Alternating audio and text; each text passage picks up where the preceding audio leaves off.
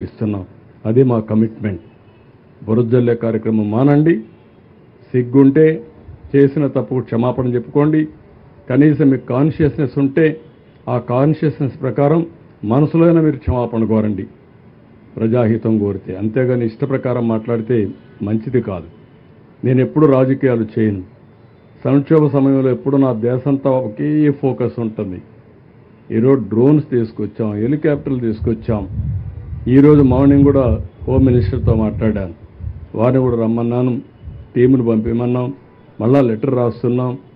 అన్ని విధాలా మేము చేయాల్సిన పనులన్నీ చేస్తామంటే ఈ రాక్షస మూక ఎక్కడికక్కడ అడ్డం వేయడం, ఇష్టానుసారంగా ప్రవర్తించడం, డిస్టర్బ్ చేయడం, ప్రజల్ని మభ్యపెట్టడం, ప్రజల్ని భయభ్రాంతులను చేయడం, ఇది వీళ్ళు చేసే పని.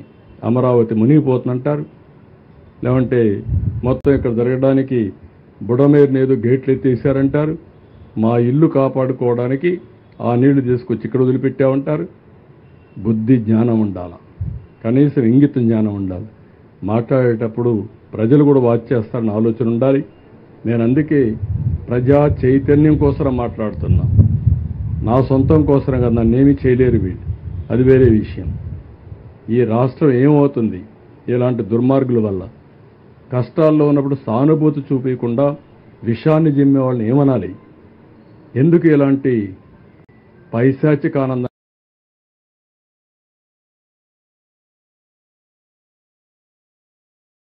అన్నిసార్లు మీరు క్షమాపణ చెప్పే వరకు మిమ్మల్ని వదిలిపెట్టాను, గుర్తుపెట్టుకోండి.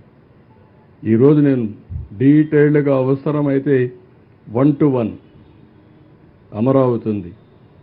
డే వారీగా ఎప్పుడ నీళ్లు ఉన్నాయండి అక్కడ? మాస్కింగ్ ఆఫీస్ చూశారు మీరు ఎవరు? నీళ్లు లేకపోతే ఉన్నాయని ఫోటో వేస్తావు పేపర్లో. ఏదో పేపర్ అది ఏమనాలి వెళ్ళి. రెండోది బుడమేరు గురించి అసత్యాలు ప్రచారం చేస్తూ గేట్లు ఎత్తేసారంట. మా ఇల్లు కాపాడుకోవడం నీళ్లు అక్కడ వదిలిపెట్టామంట, ముంచేసామంట.